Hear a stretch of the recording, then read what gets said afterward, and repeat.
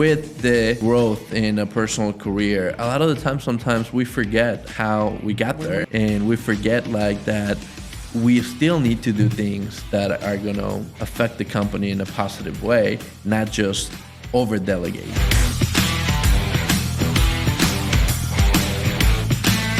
You take care of the people will take care of the business. You don't need to worry about the business. You need to worry about the people.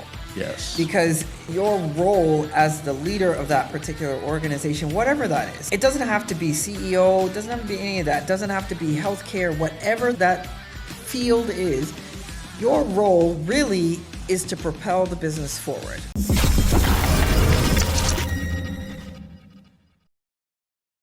Hey, what's up, guys? Welcome back to the AbadAssLife podcast. For those of you who are new to the channel, my name is Andres Abad. I'm your host. And this podcast is all about bringing you people who are experts or are becoming experts in their field. And they're going to give you the tips, tricks, and hacks for you to start building your own badass life, whatever that looks like to you.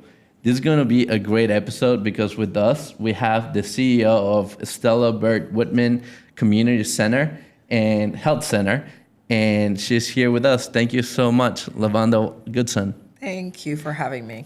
Thank you for taking the time and coming in here to talk to us and our audience about, all these different things that we're going to be talking today. But before we go into all of that, I just want to give a little bit of context to our audience. Just tell us a little bit more about yourself. Like, who are you? Like the journey that brought you here. Okay. So thank you very much for having me on. So my name, as you mentioned, is Levonda Goodson. I am a native to Ocala. I was born and raised here. My whole family is here. And I think that I started on this journey much, much longer ago than I ever imagined. So probably at the age of 10, I started telling my mom I wanted to be a nurse and I just want to help people. Like I could talk to anyone. My parents don't know where I got that from because neither one of them are overly talkative people, but I'm a yapper. And so they think it probably came from my grandma. But I watched my grandmother she was an evangelist for longer than I've been alive. And so she always was helping people. She just wanted to help people. And I think, watching my family, how they care for each other and stuff like that, just kind of tailored my need to be able to help other people. So I became a nurse. And, one thing led to another, working various roles throughout my career. Starting at the very bottom, I was a CNA. I have turned people. I've changed briefs. I have, unplunged toilets. I've done it all. And it kind of led me to where I was today, or where I am rather today, in this role as a CEO. And it kind of fell into my lap, really. It wasn't something I was looking for, so. See, but I think that's like the key for somebody to make a good CEO in the industry that they're passionate about, right? Mm-hmm. Because it's not about the money, it's not about the title, it's not about like all the perks that could come with like ultimately getting to the top of an organization. It's just having the passion of like, you guys are putting your patients first, right? And that's like the passion that many people have out there to become nurses, doctors, I mean, policemen, firefighters, like all these professions that are just like, or teachers even, like all these professions that are just basically center on impact, right? Correct. And man, I'll tell you, I know that a lot of these professions, in my personal opinion, should be compensated way more than they currently are, because it's just the backbone of our society, right? Yes. Like teachers, they're shaping minds that is going to be our future. Absolutely. Like, nurses and doctors, they're making sure that our population is healthy and that, just helping people overall. Cops, they keep us safe. Firefighters are there if there's any emergencies. So yeah, just like the journey of you becoming a nurse. Mm-hmm. Do you want to talk a little bit more about that? Because I know we were talking back there and it was like, it wasn't always easy. Yes. We were talking about like beating the odds, because sometimes in society, we have different groups, and some groups more than others are, cataloged in a certain way that it almost feels that it's just harder to succeed and it's harder to find the path that they want to find, right? Yeah, I like to say that I beat the odds. And I like to say that because as a child growing up, my parents worked very hard. They weren't filthy rich, but we were an average middle class family, but I didn't see the struggle. I was a child, there were things that I didn't have to experience. But then I became a mom at the age of 17. And I had a strong support system, but my mom was very adamant about, hey, you're going to work. I had a job at the time, and you're going to work, and you're going to take these checks, and you're going to that's going to go towards your child. It's your responsibility. And then raising him on my own once I graduated from high school was tough. I know what it is to stand in the food stamp line. I know what it is to be on Medicaid and for people to look down on you and think that, well, they're on Medicaid, so they must, they don't want to work, they're lazy. There are all these stereotypes that are attached to people who are experiencing some sort of difficulty. And so I'm very proud of the fact that I feel like, I beat the odds, statistically, as a young woman of color with a child that graduated from high school, first of all, and I was smart. I was a smart girl, but I had a thing for the boys. I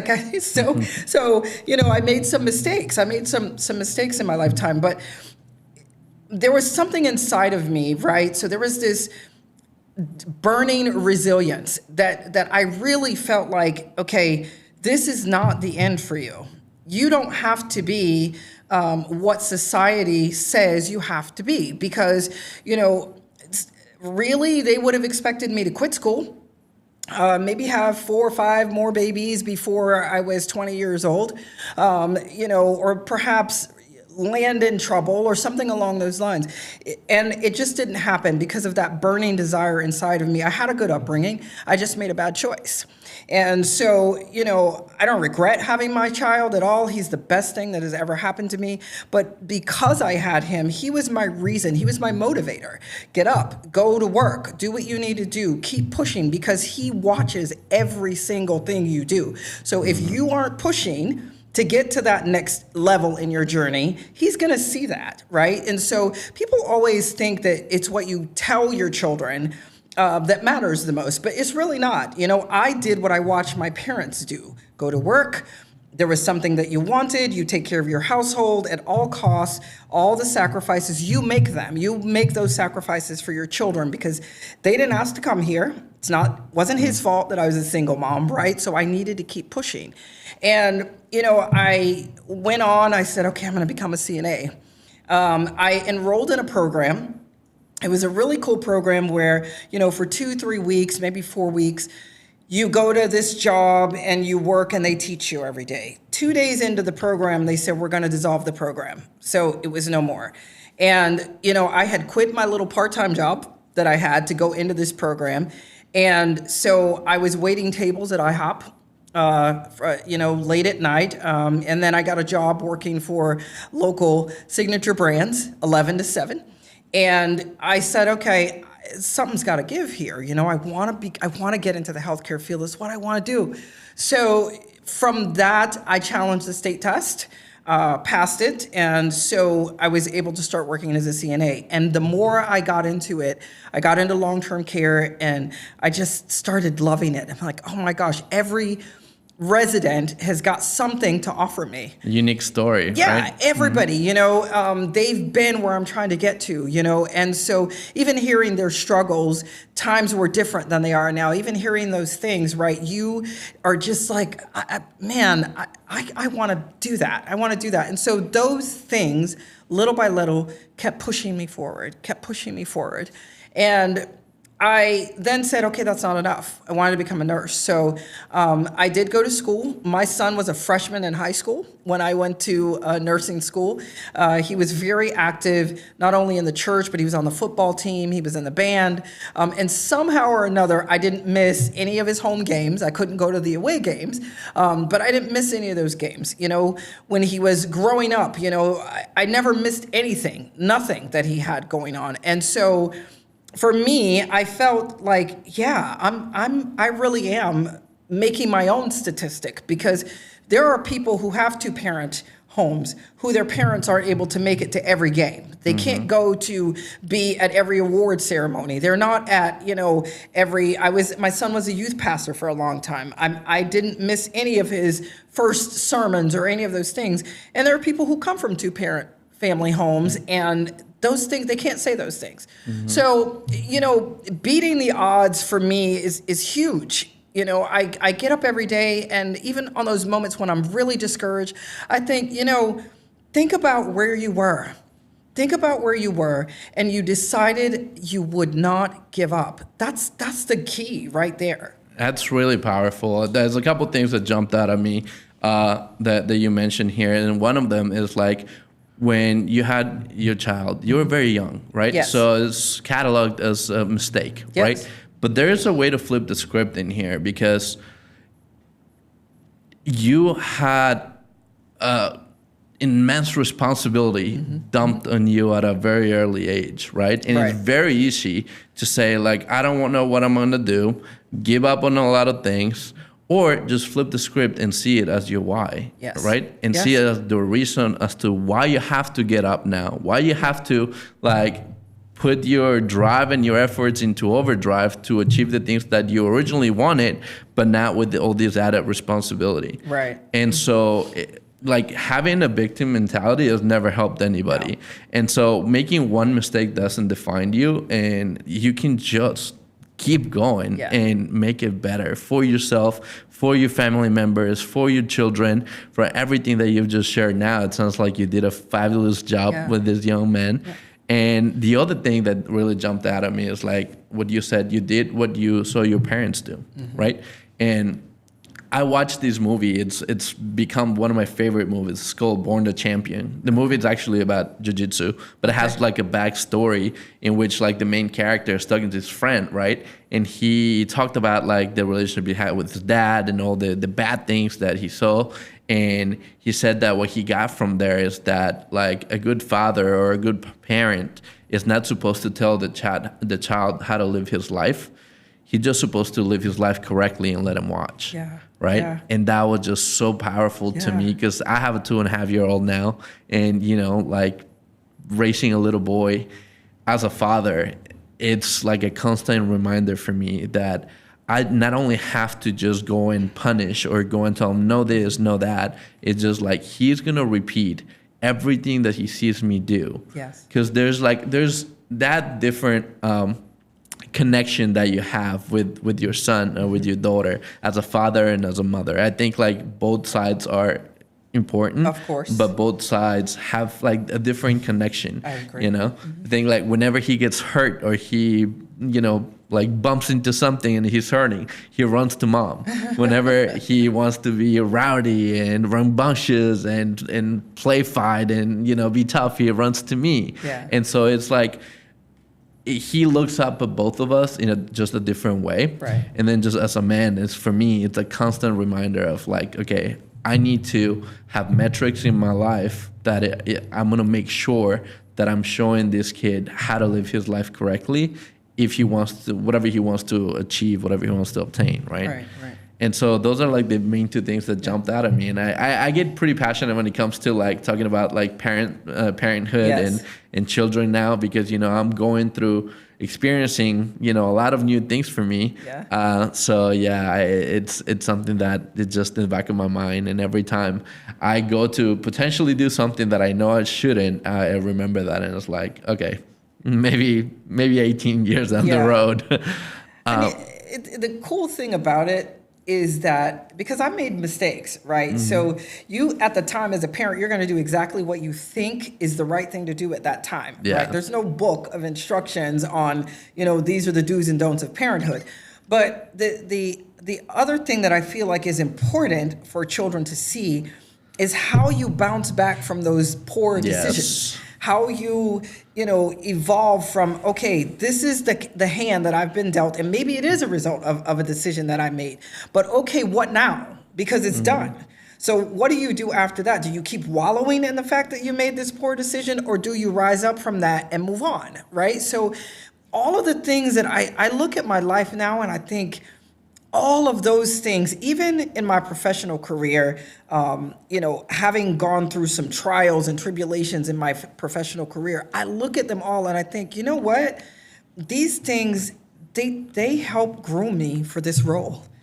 They helped groom me for this somewhere way back before I was here. I believe, somewhere these things were tailored. They were the road was already laid out in front of me, right? Of this is where you're going to be. And is this the end for me? I don't know.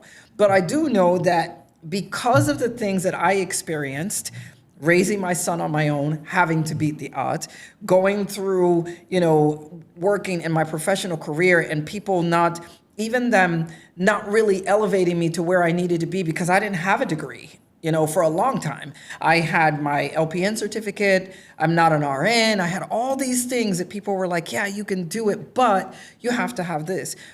So getting the degrees, going through all of those things, I feel like they shaped me to be able to take on this role, because this is a difficult role. It's a small clinic.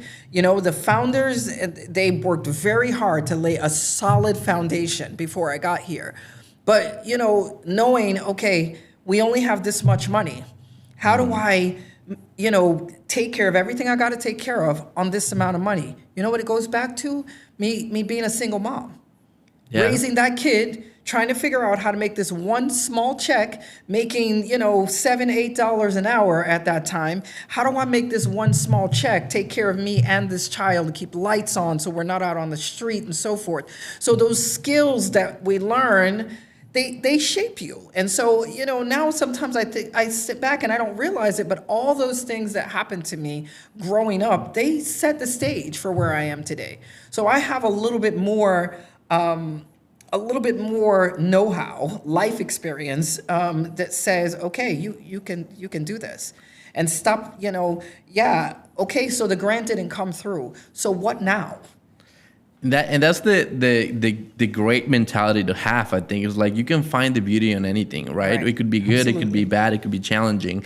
But at all of the bad and challenging things, there's beauty to be found there, which is like the development of the skills that you are going to need in the future. Because none of us are going to go, maybe some people have it extremely easy and whatnot, but the moment that changes, they're going to be further in life with no skills. Yes. And no resilience because they've never had to go and overcome like different challenges. And so I think like, in my opinion, like challenges, constraints, and adversity is like the success builder, right? Like you have to go through a lot of this to just build that muscle memory of like, okay, how did I get through it the first time? Yeah. Because otherwise, like if you just only know what you know, right? Exactly. If you never had to go through any of these adversity, it's going to be a lot harder to be creative and figure it out. Other ways to make ends meet, right? Yeah. So what have been some of the I think like the biggest lessons that you learned as a CEO, as a new CEO, working at a nonprofit no less, because it's much harder, I'll tell you, than just a regular company, in my opinion. It certainly is. I was fortunate to be in the nonprofit sector for 14 years before I assumed this role. And, I learned a lot. I'm very grateful to, my past leadership because I learned a lot through those 14 years. But getting here, sitting in this seat, being, I was nervous and thought, okay, you can do this. And I just got in. And there were days when I'm thinking, okay, maybe this was a mistake. Maybe I'm not ready for this. Because the challenge is one of the biggest things is in that my past life, right? My responsibility was to do. Now I need to do, lead, show, and figure out where to get the money from to be able to do all of those things and take care of the team and motivate them and, help build community relationships with our community partners. So I think for me, the hardest part has been able to wrap my head around, you can do anything that you put your mind to And you are going to face barriers, right? And it's okay. A barrier or a no does not mean that you are headed down the wrong path, or that you're doing something wrong, or that the no is coming because of you. So that's really been hard for me. It's been hard to accept that, if I hear a no, that's no now, that's not no forever. And so it's not me that Levonda didn't do something right. It's more that maybe the no is coming because that's not your yes. Your yes is further down the road. There's a yes that's coming, that's bigger, that's going to fit right into you, and you're going to be able to do what you need to do with your yes. And it's been hard. It really has. I'm a go-getter. That no only stays forever if you quit. Correct. That's the only way that it still stays no. Yeah. Right. And everything that you described is what we go through a lot with a lot of business owners that we work with, right? Because like a lot of the times, so for example, if you're in the healthcare field and you're a nurse, you can have a ton of experience and be a great nurse and you know all the tricks of the trade, and you perfected your craft over a decade and you're an absolute great nurse. But going from being a great nurse to a CEO or to a business owner, a lot of the times there's a lot of challenges because of the fact that you've sharpened the sword in the craft.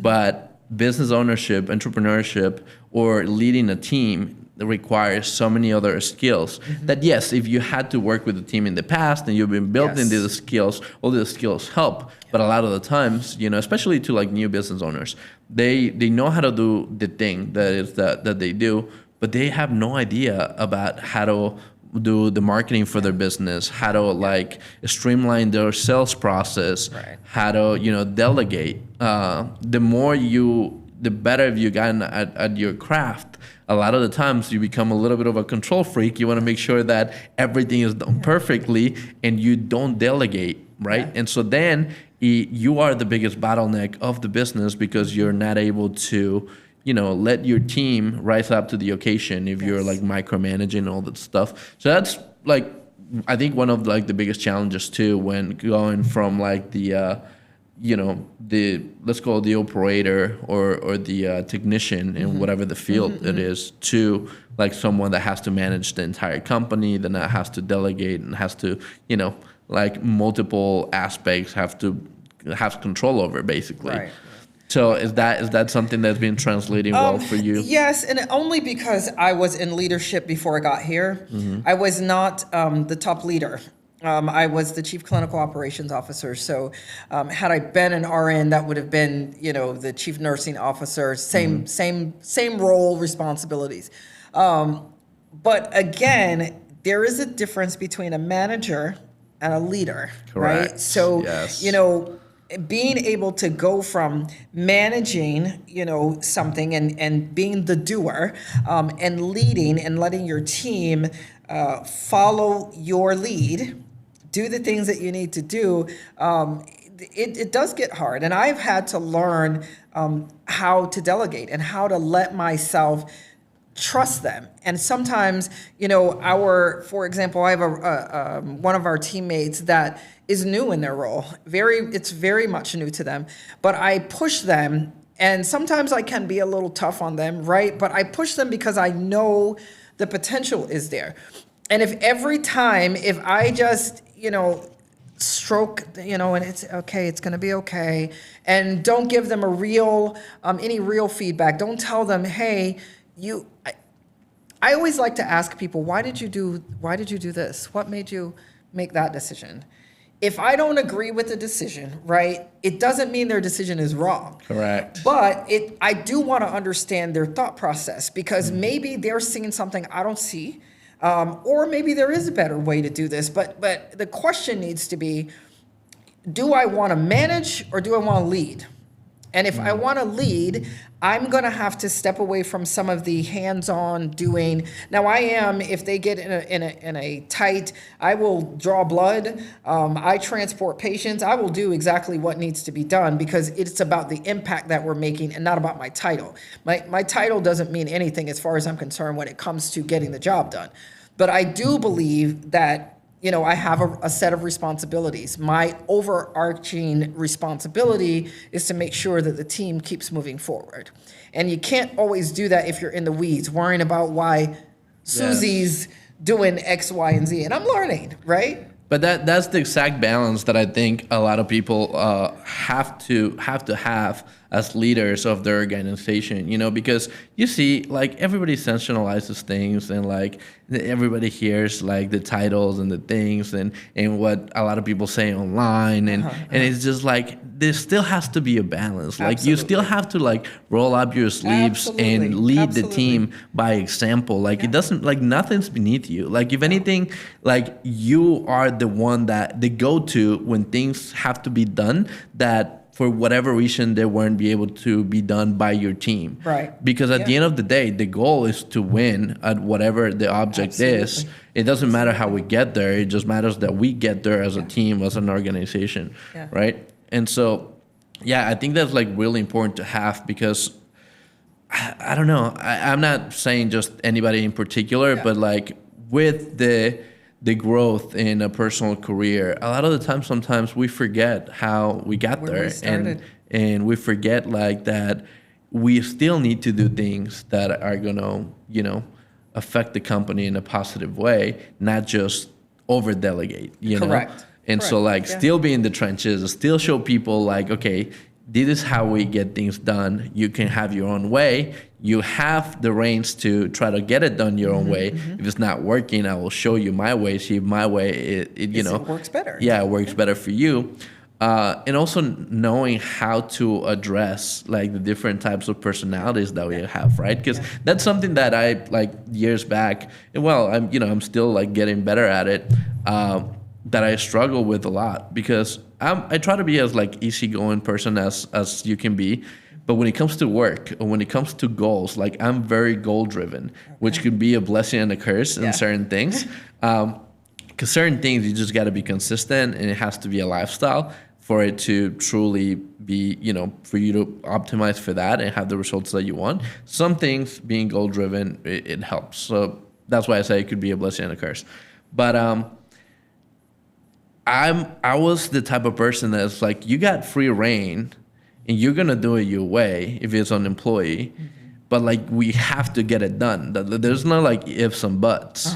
And I think, like, way too, like, over analytical. And there was not, even though, like, I cared for everybody in my organization, every one of my employees, every one of my partners, sometimes because of being so rigid, it didn't come across as if I truly care, right? And so, like, if people feel like they're not being cared for, like, they're not going to have a huge motivation to help you push your vision. And so in all these years and through, like, different therapies and different, like, seminars and courses I've learned, like, okay, not everybody, like, learns like you, Andrew.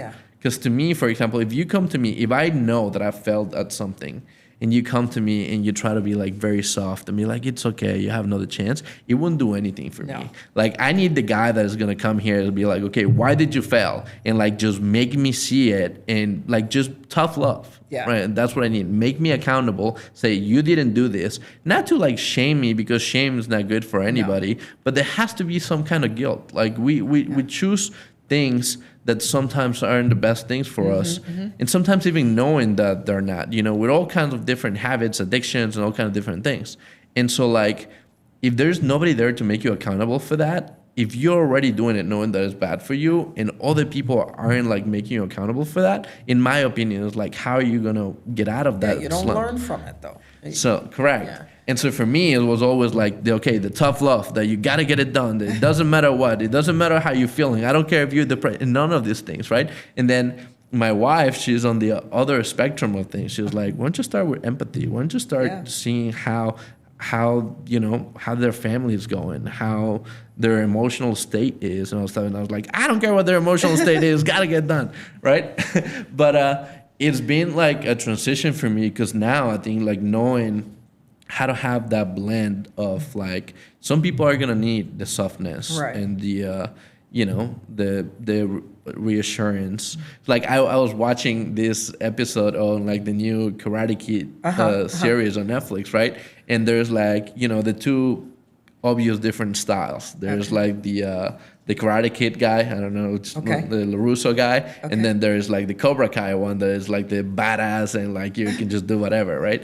And they're losing, and this episode was like eye-opening for me because they had partnered up. For all of you guys, most of you have probably seen it, but for the ones that haven't seen it, it's like they were enemies, and they ended up partnering up to fight like a bigger enemy.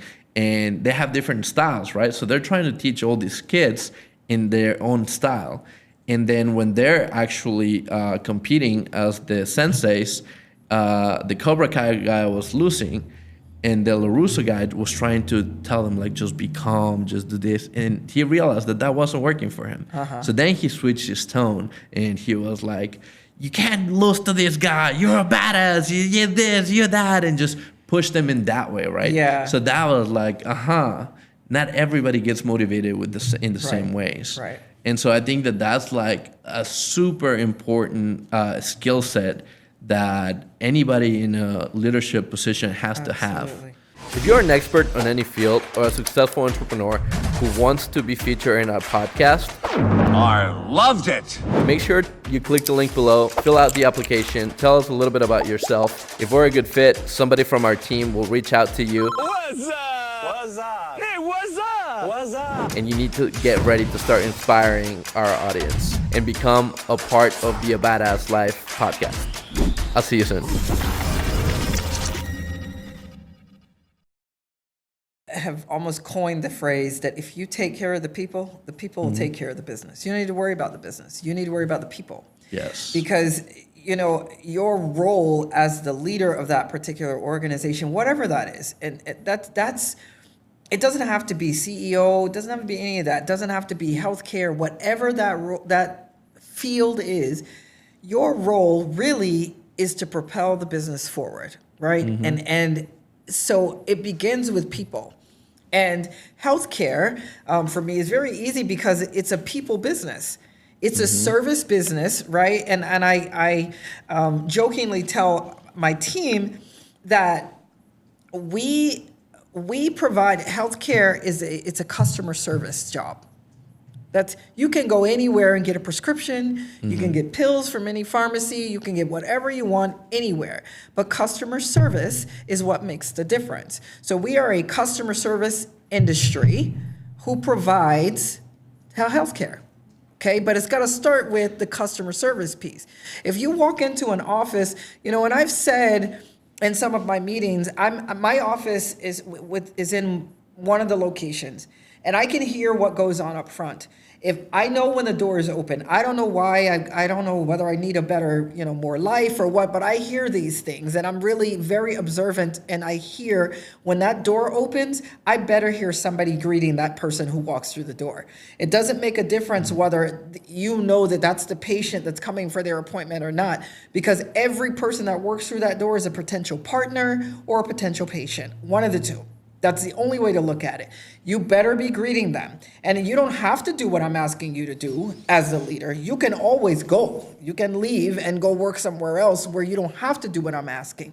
But on the same side of that, when they're having a bad day, if something's wrong, I know. They don't have to tell me because I care about them just that much that I can tell, you know what, they're off today. This is not normally them. And, I know everybody. If I can joke with you, you can take my jokes. Maybe Susie can't handle the joke. She's not the person that I can joke with when she's feeling bad. I have to really say to her, come, let's talk. What's going on and what's happening? Something's off with you today. And I have this weird, unique ability to be able to do that because I have operational experience, so I know the business side of it, but I'm a nurse by design and a good nurse, they work from here. So Yes. I have the ability to be able to mix that up a little bit and do what I need to do. But I'm a firm believer. You take care of the people will do everything you ask them to do. Anything. There's nothing that I could pick up the phone right now and say to anybody who I work with now or in the past and say, look, I'm in a bind. Can you help me with X, Y, and Z? If they have the ability to do it, they'll do it hands down. And it's not because I'm perfect. I make a lot of mistakes. I tell people, look, I've made 3 or 4 before 9 o'clock in the morning every day. So it's Yes. okay, you make mistakes. But I believe that you must take care of people. When you start, whatever that business is, if it's marketing is about people. If it's a construction business, it starts with people. You must take care of the people so the people can do everything that you need to get done. Because as the leader, you can't do it all, right? You have to have a strong team. And I'm really proud of, I'm proud of that. I haven't always, been in a leadership role, but I feel like I've always been a leader. And so, I've always believed you have to know how to treat people. I don't like for people to be mistreated. I don't like, I don't like a whole lot of confusion. But I'm very sarcastic. I think that is, I might have a doctorate degree in sarcasm. And sometimes I use that to break the ice with people, and it works for some and it doesn't work for others. So I agree with you. Everybody doesn't learn or grow the same way, but as that leader, if you're starting your business out and you bring one person onto the team, take care of that one person. Because eventually it's going to turn into 2 people, then 3 people, then so on and so forth. And the business is going to continue to grow. But if you start that business by taking care of that one person that you have, like they're a gold mine, your business will continue to grow. Because then what you do is you pour into that person. And that person's going to want the business to grow because they want to make you proud. They want to feel like, you know what, he has confidence in me.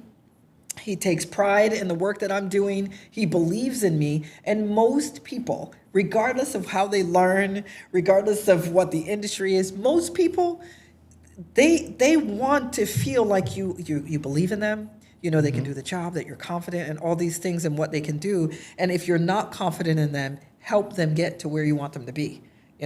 Again, taking care of the people takes care of the business. Absolutely, 1000% agree. I think Dan Martell is someone that I follow, admire a bunch. He has got a couple of books. He's an author. He's an investor, serial entrepreneur, and that's one of his big things. Is like, yes, you build the people build the business, and it's so true. It's so true.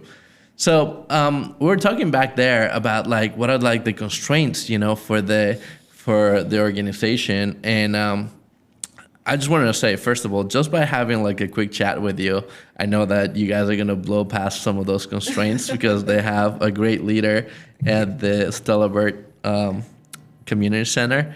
But yeah, I want to talk about some of, what do you see as some of the challenges and what are the things that I think you guys are already doing to, just blow past those challenges. We're discussing some events that you guys have coming up and that you guys do annually, right? You want to tell us a little bit more about those? Absolutely. So I think, the biggest constraint for us is funding. We don't have a guaranteed funding source. We are very fortunate that the hospital district has, we do get a grant from them that we apply for every year, and they've been very gracious to us. Our second location, which we're very excited that we opened in April of this year, is funded through SMA. They are a community partner of ours, and so we're delighted to partner with them in healthcare. But nothing is guaranteed for us, so we get those 2 funding sources. But that's always, as it is with most nonprofits, if you don't have a guaranteed funding, it's hard to keep pushing forward without scaling back services. And the services we provide, they're needed. They're not, I don't feel like we're doing anything extravagant. We are trying to, remove barriers for people who are already struggling in one way or another. And so, one of the things that we do, we do have some fundraisers. We have two big ones every year. We have one in the spring. We just finished this spring a murder mystery, and that was a lot of fun. And then we have our second annual Taste of the Town event that's coming up in September 12th. We're going to be hosting that, and that basically is a huge food show. So we have reached out to different businesses in town, food trucks and such, and some small businesses to help them bring awareness to their organizations as well. But they offer samplings of whatever it is that's their signature item. If we've got, I don't know, Bobby John's barbecue. Well, Bobby John's going to bring all of his best ribs, and he's going to give a sample of that to everybody that stops at his table. So there's a cover charge for that, and then you just get to go around and sample. It's pretty cool. We created a passport for it, so each table gets a stamp, and so you know that you've been to that table and who's left to try and what city do we need to see, kind of thing. But we're excited about it. Last year we had a great turnout. And this year we have about 20 vendors slated to be there, so we're excited about that. That sounds great. I love these kind of events because obviously you're helping like a good cause. Right. But not only that, there is benefits from the people that go to it too. Because Absolutely. like, for example, you're not only getting to enjoy like great food and the different vendors and all this stuff. As a business owner, I'm always looking for the, possibilities to network with like-minded people. Yes. And so if there are like, a bunch of business owners there that are there for a reason, they're there because they care about their community. Mm-hmm. They're there because they want to support their community. And you want to surround yourself with people like that. Yes. It's like, what a better way than just stop by, support the community, get to know some people that you may or may not do business with in the future, and just create that network of people that have as a priority to just have a good positive impact in their community, right? Absolutely. So that's awesome to hear. I'll definitely want to talk to you a little bit more about different events and fundraisers and things that we could potentially do together. Okay. One quick thing that I wanted to ask you is like, for all the people out there watching, let's say that there's a lot of like young girls or young guys that are potentially thinking about pursuing a career in healthcare. Like, what would be any suggestions or any advice that you would give them? The biggest thing really is to just never stop pushing. Never stop pushing. There are going to be people, some even in your own family, that are going to come and it's going to feel like they are against you. Like there's this opposition that's there, but you have to push past that. Push past that. Find in yourself that, whatever your why is, and I hate to say that because it's so cliche-ish, but it's the truth. What is it that is inside of you that pushes you to want to get wherever that is, whatever that career move is, whatever that entrepreneurship is, use that to fuel your tank, because I love people, but people can drain you. Yes. And so you have to really just say to yourself, you know what, I deserve this. And I want this, and I'm going to work until I cannot go any further to get where I want to be. Because the game isn't over until you sit on the sideline. Yes. When you're done, then you're done. But as long as I jokingly tell people, even if that means you have to step back for a few, steps or take a break for a minute just to kind of catch your breath again and then go back at it, don't ever quit the game. Because it's your game. It's not someone else's game. It's your game. Play it the way you want to play it, So for me, that's the biggest thing, push past all of your obstacles. You'll get there. It's not going to be easy, but is anything worth having easy? Nope.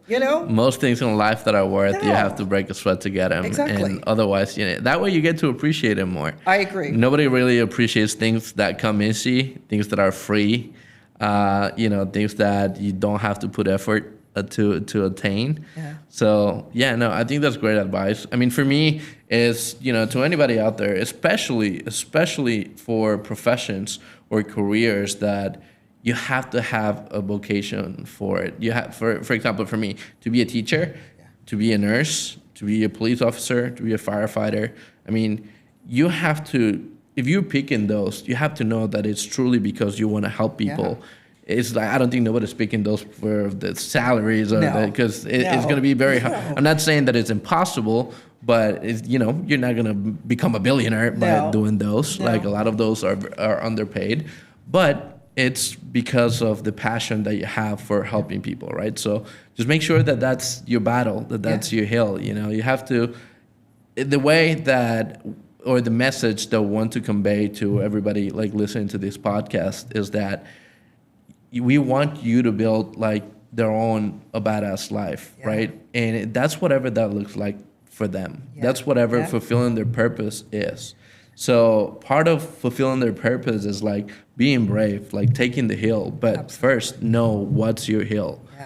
And it's okay that if that changes over time, but you know, we don't want to like put in so much time and effort in something that is not truly what you want to do.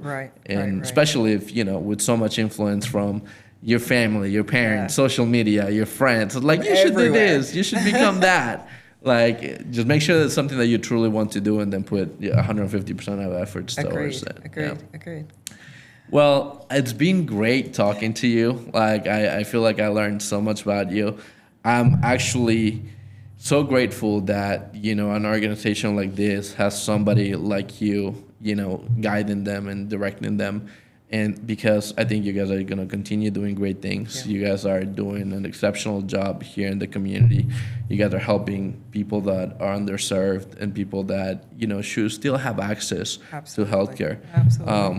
This is the good side of healthcare, you know, like you'll probably hear me talking about healthcare in other podcasts. That I'm not the biggest fan of our healthcare system, but not necessarily because people like you. Yes, I think there are so many things that are broken and so many things that have to change. And without getting like really into it, you know, I'm all for capitalism. I'm all for meritocracy. But I believe that there are certain industries that shouldn't necessarily have to be for profit. Because once you're doing things for profit instead of for the commonwealth, and you know, like with having your heart in just being able to serve people, and that gets monetized, then we have a very large issue. You know. I agree. If it doesn't get, you know, dealt with, if it doesn't get dealt with, it's just gonna keep getting worse and worse. So, but yeah, thank you so much for the time. I really appreciate it. I normally do this after every episode. I like to ask if you have any quote that you like, anything that you think is like very powerful, anything that, you know, that just jumps out at you and something that you carry with you that you're like, okay, this is my favorite quote or my favorite saying. Yes, and I will tell you, I'm just going to preface this by saying, you know, that nobody does anything by themselves. It's all about community. It's about relationships. And a community doesn't necessarily mean the people that live around you. Your community may not be where you reside, where you lay your head at night. And I'm a firm believer that that's how things move. And so one of my absolute favorite quotes is by Coretta Scott King. And the quote reads, "The greatness of a community is most accurately measured by the compassionate action of its members." And I love that because it speaks volumes to me. It means all of my community partners, and I've got some great ones. I'm, you know, the hospital district, the community home project, Marion Senior Services, you know, all the interfaith community services, SMA. I just to name a handful of them. You know, Better Together. All these folks that we are partnering together to attack a community-wide problem. It's that determines how great we are. And so I love that quote. It really just makes you realize that, it takes all of us. And when people come together for one common goal, they can move mountains. Wonderful things happen. That's great. I just kept thinking about the quote while you were saying it, and yeah, that's extremely powerful for sure. yeah. Well, let me ask you this: if there is anybody out there that they want to get a hold of you for whatever reasons, maybe potential sponsorships or potential partnerships, or anybody in the healthcare industry that may just want to have a chat with you, how can they get a hold of you? So I will shoot out my email. It is, I probably better spell it. It's Levonda, and it's LEV as in Victor, ONDA.Goodson at EBWCHC.com. Or you can go to our website, which is StellaByrdWhitman.org or EBWCHC.org, and you can contact me there. You can reach me by phone, 352-875-2226. Somebody there will know how to get a hold of me. We are always looking for community partners, donors, anything, volunteers. Just reach out and, hey, I'd love to just have a chat if there's someone that either has some advice or maybe I can help you with something. Love to hear from you. That's great. And the other thing is we are going to have like all of that information in the description below. We're going to try to find a link as well to post a link for the events that are coming up. Awesome. So that if people want to just go ahead and sign up through the link, they'll have all the information that they need, and we'll potentially be able to help get some more people out there. Okay, we'd love that. Thank you so much. This has been amazing. Thank you. Thank you. I appreciate it. So, guys, if you want to be part of the community and involve yourself more in the community, if you want to come out to these events, just remember September 12th. The link will be in the description below. And until we see you again, continue building your own badass life.